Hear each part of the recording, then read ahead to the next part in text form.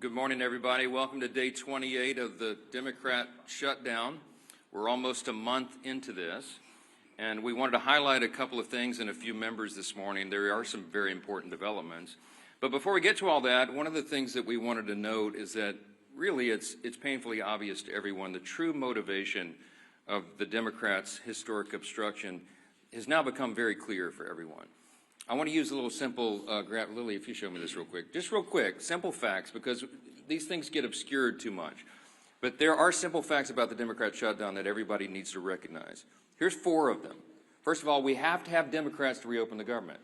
You know that in the Senate it requires 60 votes to break an impasse. Wait, hang it on, Lily, hold it real here. Keep it close to the podium. I want everybody to see this, okay? We're going to make it simple. I had my 15-year-old son and some of his friends were together over the weekend, and they wanted me to explain it to them as simply as possible. This is the little formulation, okay? Hey, fellas, remember from civics, you got to have 60 votes in the Senate. We only have 53 Republicans, so we must have Democrats to do it. The Democrats are out trying to claim that this is all on Republicans because we control the government. We don't control the Senate without 60 votes, so you have to have them. Now they've voted 13 times, those Senate Democrats, counting the House and the Senate together. They voted 13 times to keep the government closed. And what they're demanding as a ransom to reopen the government are some really crazy things.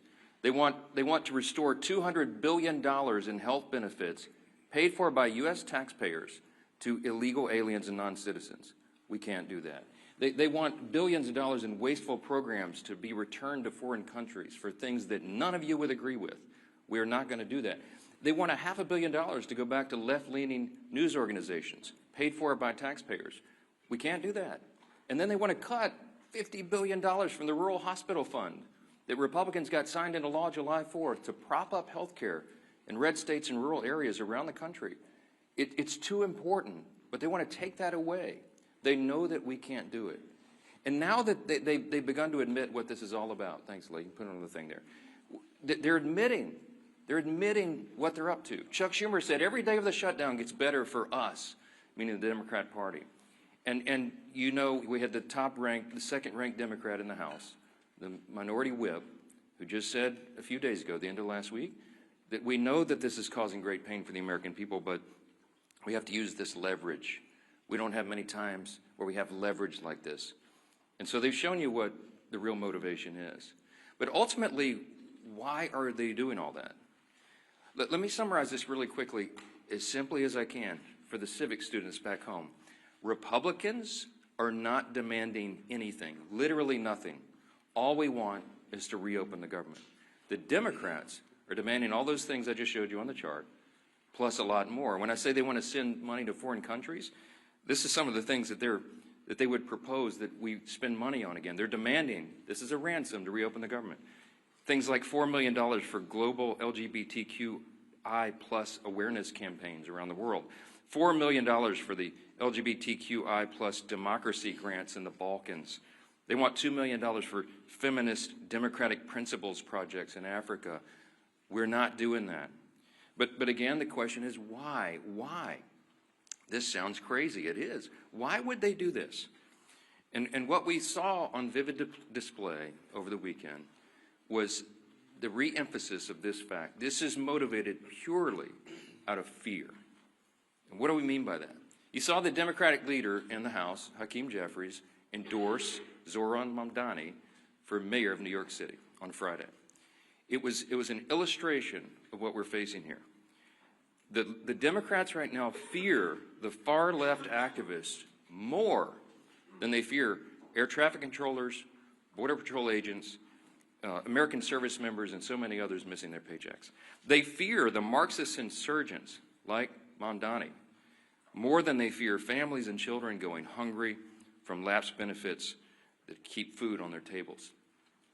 They simply fear losing their own political positions next November if they don't appease the angry far-left base right now. And they will appease that base at any cost, no matter how much pain's inflicted. In fact, they've said in their own words, this gets better for us day by day. How does it get better? Because they're proving to the angry far-left base in their party that they will prioritize them over the American people. And simply put, it's the profound fear in the Democratic Party that drives this shutdown. It is not principle. It is not policy. It is certainly not concern for the constituents that they say that they want to represent. We know that because even their own constituents now are begging Democrats to stop the political games and reopen the government. Just yesterday, the largest union of federal workers, the very people that the Democrats claim that they fight for, came out publicly and urged the Democrats to join the Republicans in passing the House's very simple short-term funding bill. Also, yesterday, the National Air Traffic Controllers Association began to put up flyers in airports to explain the real danger that is being imposed for air travel, air safety in this country, highlighting what the Democrats are doing. So I just want to say this simply to our Democrat colleagues. You have an off-ramp now. You painted yourself into a corner, but here's your off-ramp. The unions, the largest unions, are saying, please do this. You can claim that as cover and say that you had to do it. Reopen the government. Get it working for the people. It's our #1 priority and responsibility as members of Congress. But Senate Democrats have refused to do it for almost a month now. I've said it over and over. Republicans have done our job. We passed the clean short-term funding extension to keep the lights on and pay all these workers and our troops and fund programs like SNAP and WIC that Americans need and rely on. And in the meantime, Republicans have been working very hard around the clock every day of this Democrat shutdown to do our best to reduce the pain for our constituents. In our districts, we got a video running over here just showing some highlights of what all the House Republicans are doing and have been doing for the last few weeks. Out in their districts, they're trying to help Americans navigate the crisis that the Democrats have created with their selfish political decisions. Here's a few more examples this morning we wanted to highlight. In Montana, Congressman Troy Downing, these are all Republicans doing work back home. He's met directly with his TSA officers and air traffic controllers who continue to show up to work while Democrats keep the government closed. In New York, Congresswoman Nicole Maliotakis has been working around the clock, hand in hand, for example, with her local national park officials to organize community cleanups and maintain our public lands, doing the work Democrats left behind as park rangers and visitors' staff remain furloughed under their shutdown. In Sullivan County, Indiana, and down in South Texas, you have Congressman Mark Messmer and Brian Babin. They've strategized with rural hospital leaders to ensure that these communities are able to access that $50 billion rural hospital fund, by the way, that the Democrats want to defund. It's the very funds that the Democrats worked hard to kill in their counterproposal to reopen the government. In South Carolina, Congresswoman Sherry Biggs has been meeting with her small business owners who continue to serve their communities, many of whom are already feeling the benefits from Republicans' work to deliver no tax on tips. We did that in the big, beautiful bill, the Working Families Tax Cut. It's a wildly popular measure that, by the way, every Democrat voted against. In Oregon, Congressman Cliff Bentz is meeting with his air traffic officials as they wait on Democrats to reopen the government and deliver the federal funds they need to expand that region's critical air travel infrastructure. And here in Washington, the work has gone on in earnest as well. People keep commenting to me, you look so tired on TV. I am so tired because we're not sleeping a lot. We're working overtime. Here in Washington, our House committees have continued to conference together and do all the work we can to ensure legislation is ready for the floor for action as soon as we get back to legislative session. The House also continues to carry out its essential oversight duties. And you'll be reporting on this all day, but the Oversight Chairman James Comer released a blockbuster report now on the Biden auto pen presidency. And this report includes 47 hours worth of transcripts and testimony revealing that every executive action signed by the auto pen without written authorization from President Biden should be voided. This is an unprecedented situation in American politics and government. The actions of President Biden simply were not all his own actions, and there are major implications to that, including all the pardons that he signed. But don't get me started. Okay, on Friday, the Energy and Commerce Chairman, Brett Guthrie, these are all Republican actions, he launched a bipartisan investigation into the NBA's handling of betting and illegal gambling allegations following the recent shocking reports that raised questions and integrity concerns.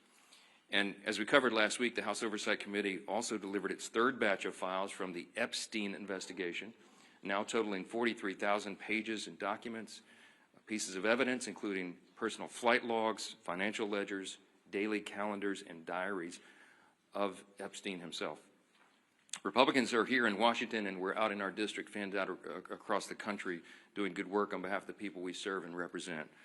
And what are the Democrats doing? You've seen it. They're posting TikTok videos. They're bragging about using the American people's pain as their political leverage. And House Republicans are taking this day by day, just like the rest of the country. We have our House Republicans on a 48-hour return notice so they can get back, understanding that some flights may well be delayed. But to get everybody back here as soon as possible, as soon as the Democrats decide to do the right thing and reopen the government, we will get back to immediate and urgent and necessary business on the House floor itself. We're anxious to get back to that, but we cannot have a regular legislative session until the Democrats do their most basic responsibility to reopen the government and get this moving again. So today we're fortunate to be joined by several of our good friends and colleagues here, all members of the Republican Study Committee, and the chairman of that committee, the largest caucus of conservatives in Congress, is Representative August Pfluger from Texas, and we're glad to have him as well. He's going to share a little bit about the reckless decision of the Democrats and what that means for military readiness and families all across this country. We are so grateful for these great members and their leadership. August will reference who's here, and then we'll take some questions. So, Chairman Pfluger. Thank you, Speaker. Sure.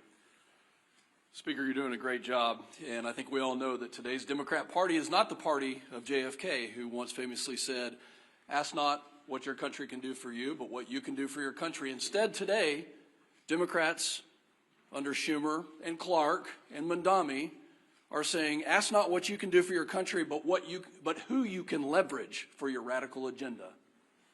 Ask not what you can do for your country, but who you can leverage for your radical agenda. I'm August Pfluger. I'm chairman of the Republican Study Committee. We have some great members, including Burgess Owens, Stephanie Bice, Harriet Hageman, and Craig Goldman, who are with me. And, you know, it's really sad to think about what Catherine Clark said last week. She said, of course, there will be families that are going to suffer, but this is one of the few leverage times we have. My colleagues stand for families. The Republican Party stands for families because we believe, we know that our greatest asset in this country is the American family, that our country rests on the shoulders of families, that the Republican Party will always advocate for families, that we will look up for families, that we will legislate to prosper families.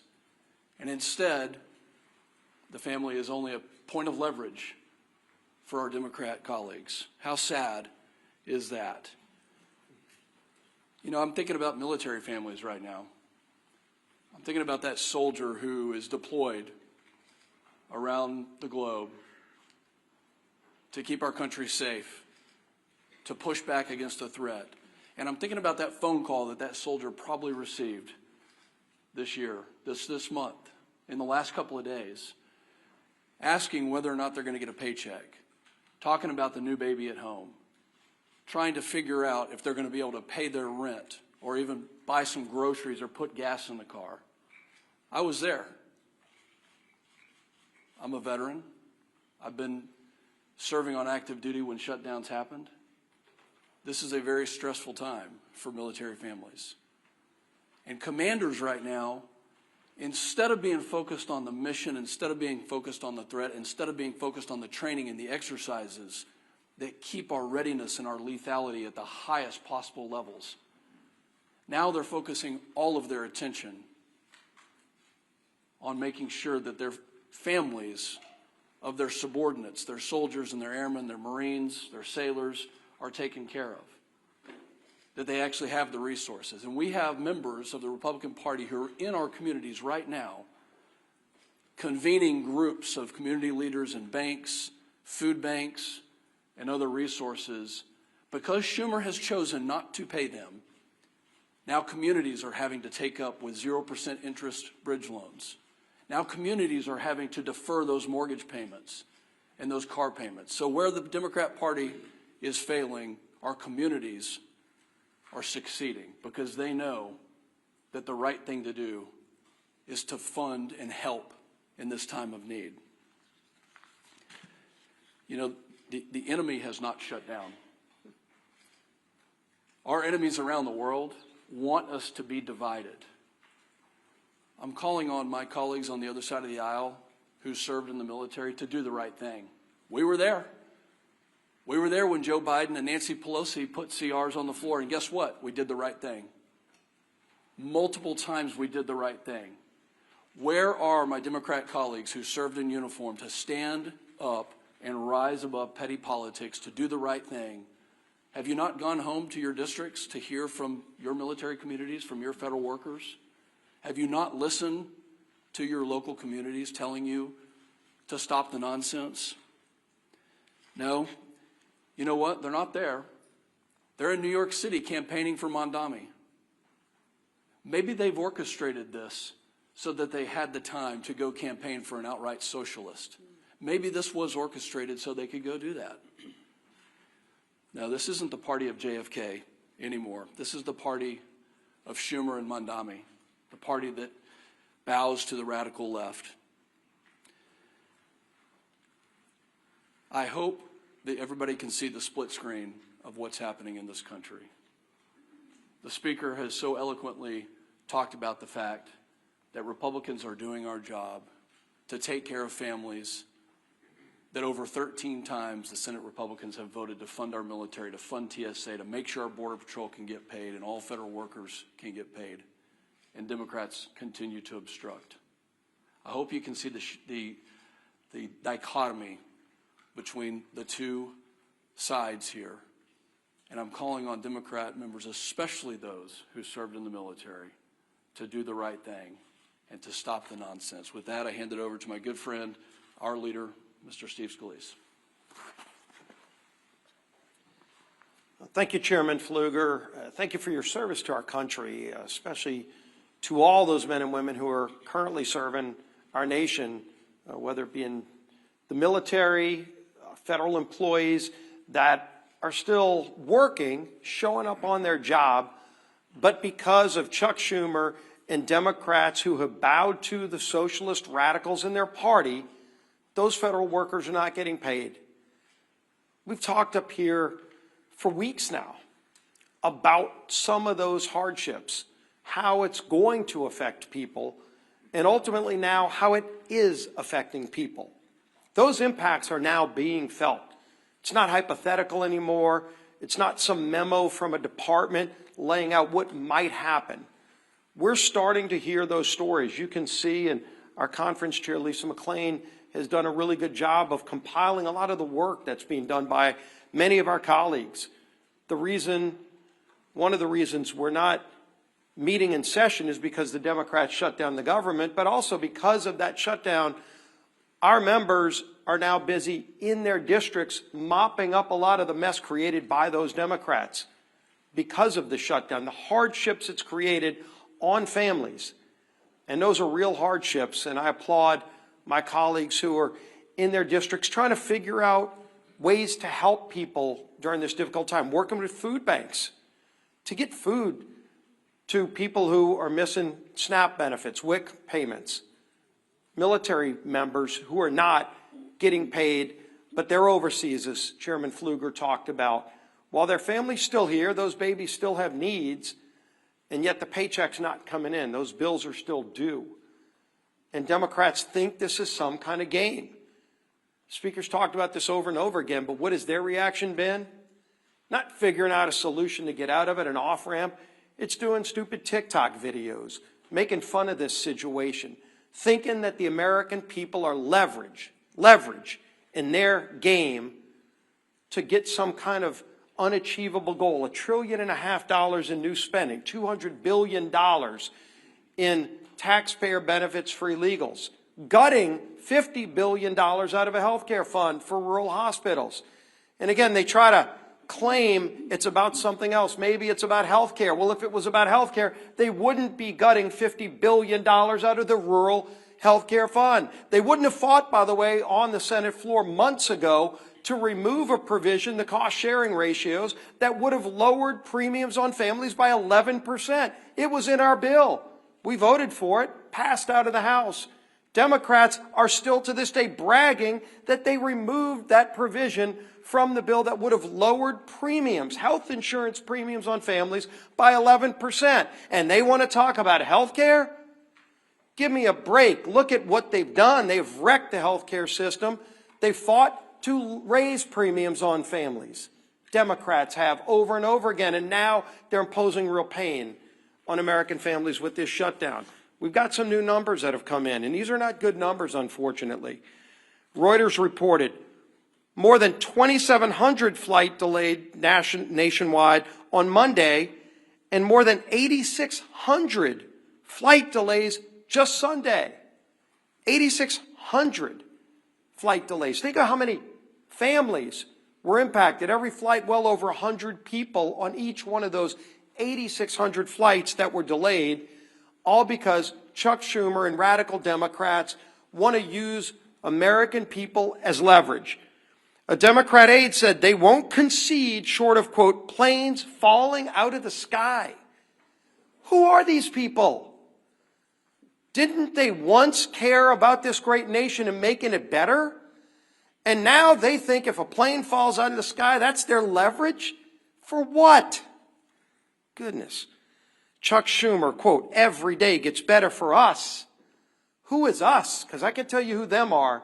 The American people are sick and tired of Chuck Schumer and his friends thinking it's a better day for him when they are feeling more pain. Senator Coons, quote, the point of this shutdown is not just suffering for suffering's sake, but to make a point, as if suffering of the American people is not enough. We've heard, of course, over and over again, Catherine Clark, shutdowns are terrible. Of course, there will be families that are going to suffer, but it is one of the few leverage times we have. They keep saying over and over again, they know American people are suffering. They don't care. They want leverage for themselves. They want to show off to their radical socialist base. Bernie, of course, Bernie Sanders, who was on the stage with AOC over with Mandami the other day, with their socialist love fest. Bernie, quote, you reopen the government and we lose our leverage. That's what this whole shutdown is about. They're telling you what they mean. Democrats sourced in the Hill article last week that we talked about, quote, we would have enough votes to reopen the government if people were not terrified of getting the guillotine. This is Democrats being afraid of their own base because their base is so radical that they're afraid of their base. The American Federation of Government Employees, we talked about this yesterday, came out and said, quote, it's time to pass a clean continuing resolution and end this shutdown today. No half measures and no gamesmanship. Rep. Amelia Sykes said, quote, we know that people are going to suffer if we don't open the government. People will go hungry. Well, she knows it. She's causing that hunger, but let's put a point on this. In an ABC article regarding the 42 million Americans that are going to lose SNAP benefits next week, Joel Berg, who's the CEO of the nonprofit Hunger Free America, said this, quote, we are going to see the greatest hunger crisis since the Great Depression. And that's not hyperbole, that's just true. The greatest hunger crisis since the Great Depression, when 42 million people lose their SNAP benefits this weekend. What are these Democrats waiting for? This is not a game. This is not leverage. They're taking food off the table for families, for babies. It's disgusting. It's time to end the madness. They can go on the Senate floor today. Just 5 of them need to get courage. Just 5 of them need to get the courage to do the right thing and open the government today and end this pain and end the suffering that they've caused. Then we can go negotiate our differences. Yield to the whip. Tom Emmer.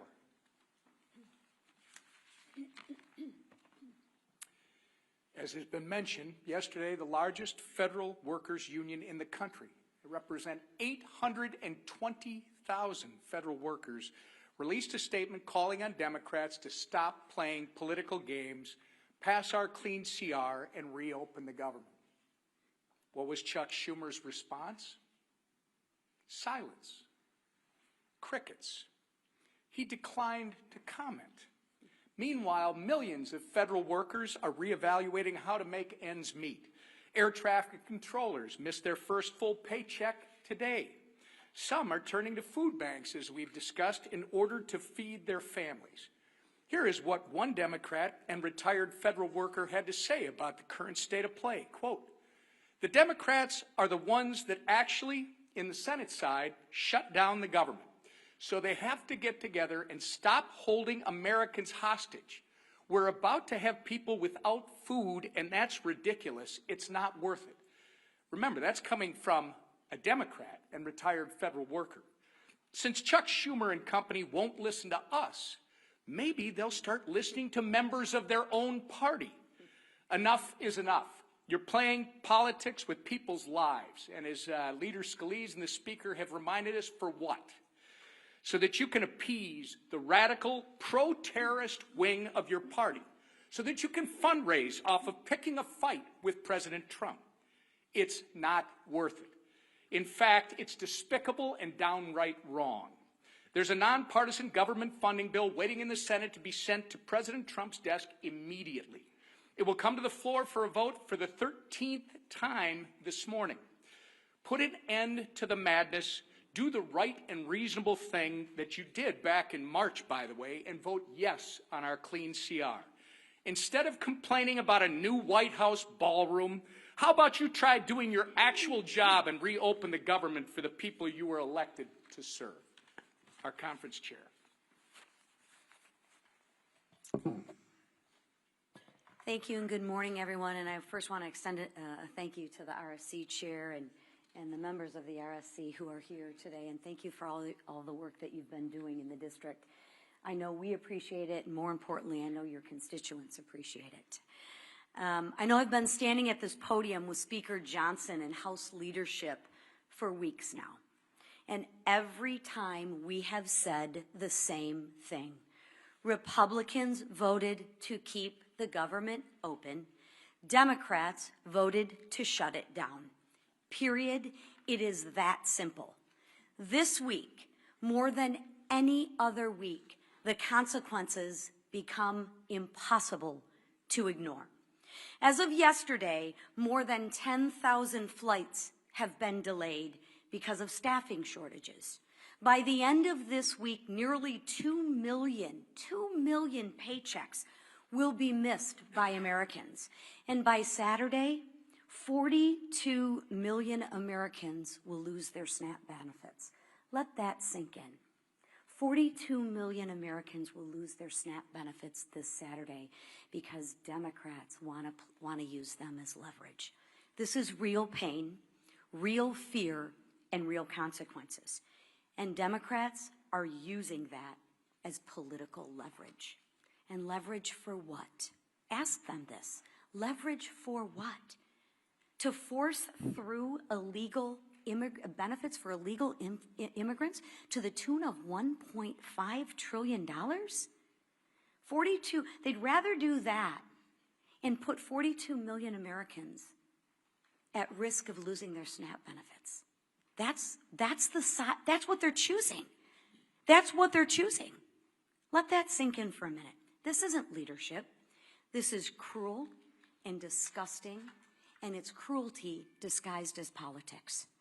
Even the president of the largest federal workers union, and I don't know if you noticed that, but he doesn't exactly always cheer for Republicans, but this gentleman is actually begging the Democrats to do the right thing and end the shutdown.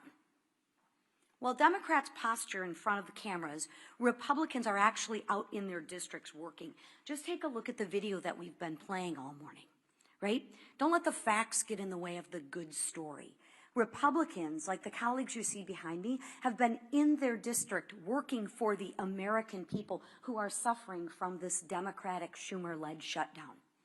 You will see Republicans volunteering at food banks, Republicans supporting rural hospitals, Republicans cleaning up national parks, and Republicans helping people in real ways.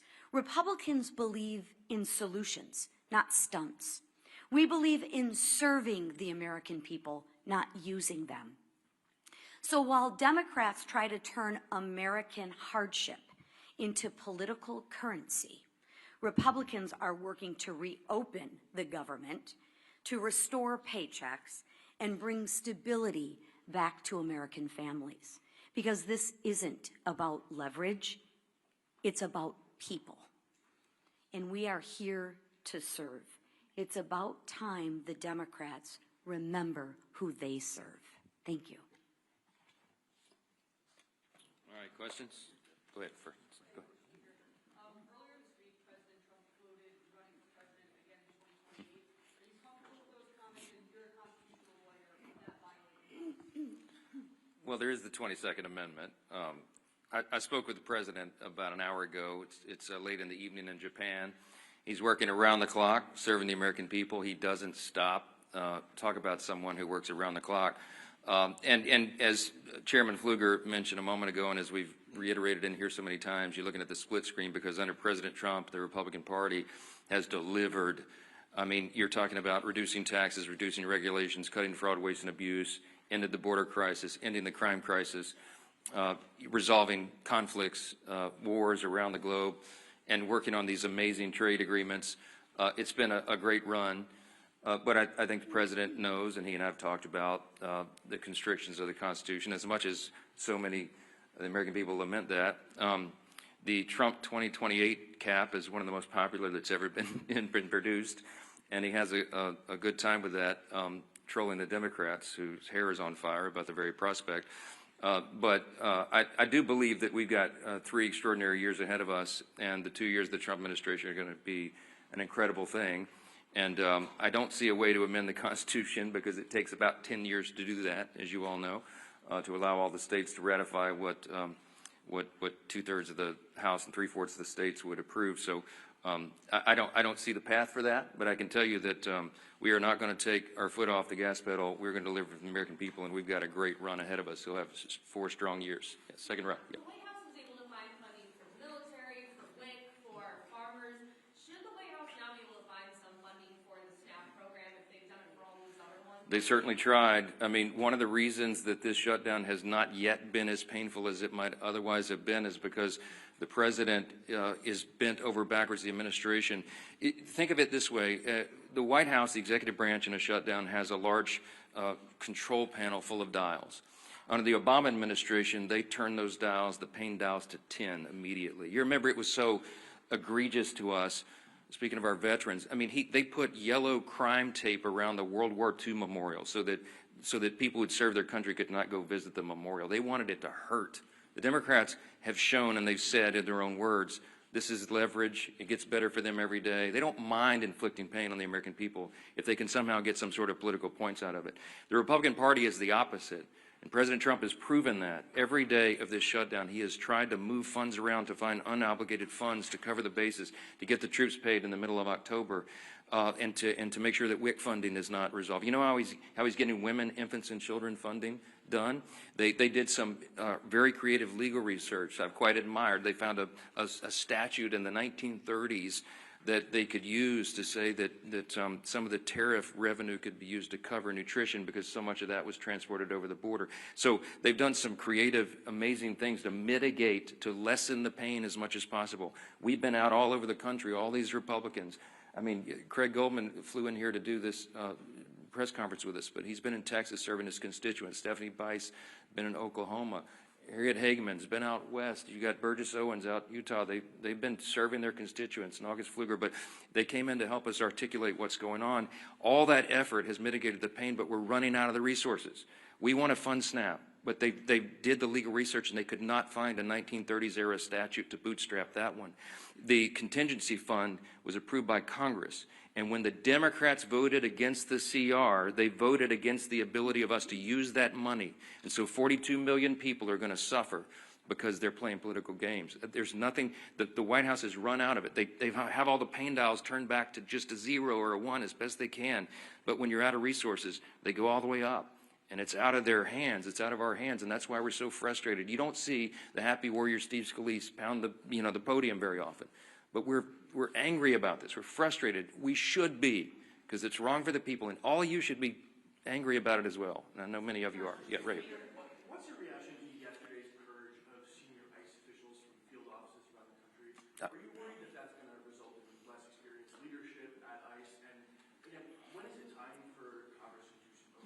I don't know any of the details of that yet. I just heard about that literally. I was walking in, so I'm not going to comment on it until I find out the details. I know some of these things get misportrayed. Yeah, back row. Yeah. On the auto pen investigation and the Oversight Committee's report that was released this morning, some Senate Republicans have suggested that perhaps there isn't a legal avenue to void the pardons that were signed by by the auto pen, these executive authorities. Do you think that there is a legal avenue? That's what the investigation concludes, that any of those executive actions that were signed by the auto pen or the Biden administration should be void. Do you think that's possible? Nothing this incredible and insane has happened before. This was not something that the forefathers anticipated. It's unprecedented. There is no legal precedent because no previous president had an auto pen or had the audacity to have people signing things on their behalf when they didn't even know what was in it. And so we're in uncharted waters as a nation. As we say up here all the time, we're so tired of making history. I just want normal times, normal Congress again. But the Biden administration was unprecedented in so many ways, and the president was checked out of his job for quite some time, and everybody knows it. And there was a cover-up.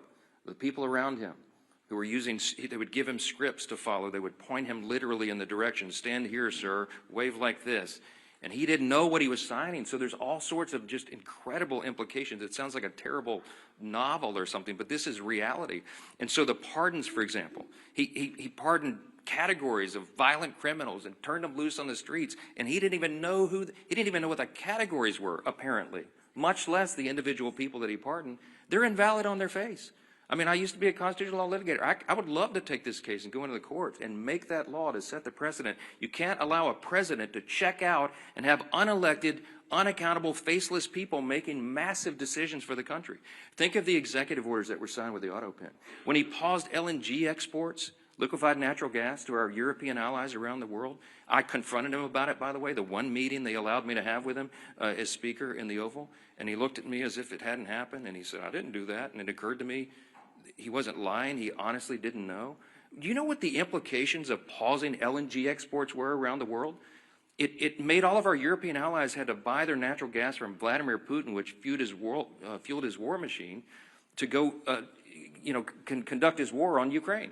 It destabilized our energy sector, and it had us step back 3 or 4 steps of energy dominance around the world. Thankfully, we're back now because we have a commander-in-chief who's fully in command and understands the necessity, energy policy being national security policy. I could go on and on and on in every category. Huge implications. What does it mean for us? How do you unwind it? I don't know. But it will be determined in the courts ultimately. And these are unprecedented cases of first impression, as we say, because it's never been tested before. But man, is it dangerous stuff. Front row. Because you win the boot game today. Go ahead. I'm curious, you guys, a lot of you were talking about the government unions demanding the Democrats reopen the government at this point. Do you think that that is building on President Trump's gains with labor unions from the 2024 election? Do you think that this is a sign of a different relationship between House and Senate Republicans and federal government employees? Do you welcome these people in your tent? Of course. President Trump and the Republican Party achieved some very important historic things in the last election cycle. We had a true demographic shift in the election. We had a record number of Hispanic and Latino voters, for example, who came into the Republican Party, record number of African-American black voters, Jewish voters, union workers, young people, demographics that had not traditionally in recent years been with the Republican Party in large numbers. And they came to us not reluctantly, but with hopeful anticipation. Why? Because they wanted a return to common sense. And they saw what the other party had done to them with their terrible policies and their terrible ideas and the radical, woke, Marxist, progressive agenda, and they realized it didn't work for them. So they came to us and they said, can you do better? Well, we did. We have. And we passed the One Big Beautiful Bill, the Working Families Tax Cut, and all of our legislation and everything the President's done with executive orders, fulfilling his promises, are codifying those things and doing the rest of our legislative agenda, which is being held up right now because of this. We're delivering for those people. So it is not a surprise to me that union workers would come enthusiastically supporting common sense. What we're asking for here is common sense. They're supporting the party. They're supporting the president because they know who's working for the American people and who is not, who is causing and inflicting pain on the American people. The contrast has never been more clear. We say all the time, this is not your father's Democratic Party. I grew up in Louisiana. When I was a kid, I didn't even know a Republican. Literally, like everybody was Democrat. And, you know, the Southern Democrats, you know, conservative Democrats down in Louisiana. That party doesn't exist anymore. My grandfather would not recognize what this party has become. He would clearly, they'd all be Republicans because Republicans stand on the side of common sense and working families, hardworking, middle class, lower class earners in the country. We drafted the working families tax cut to be geared for them, to help them. And we infused the legislation with all this pro-growth policies so that all boats will rise. People see that. They see the effects. Ideas have consequences, my friends. And the policies and ideas that are advanced by the Republican Party are right for America because they comport with our founding principles, and we stand on those principles to defend them. And by contrast, on the other side of the screen, they're going for communism and Marxism. Take your choice. Jake.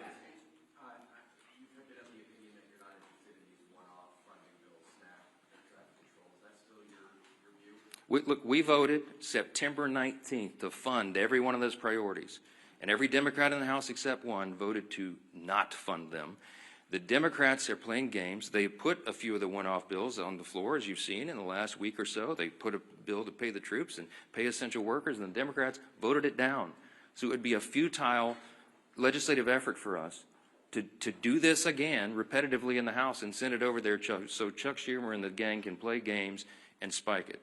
It's a waste of our time. They need to vote for the clean, continuing, nonpartisan CR, turn the lights back on and get the country working again, and then we can resolve all the rest of the issues that were always on the calendar for the remainder of the year. I want to thank our Republican Study Committee colleagues for being here and standing in the gap for your constituents. All the Republicans out there, they're still at work. They're not even watching these press conferences because they're working for their constituents. Thanks for that. Appreciate it.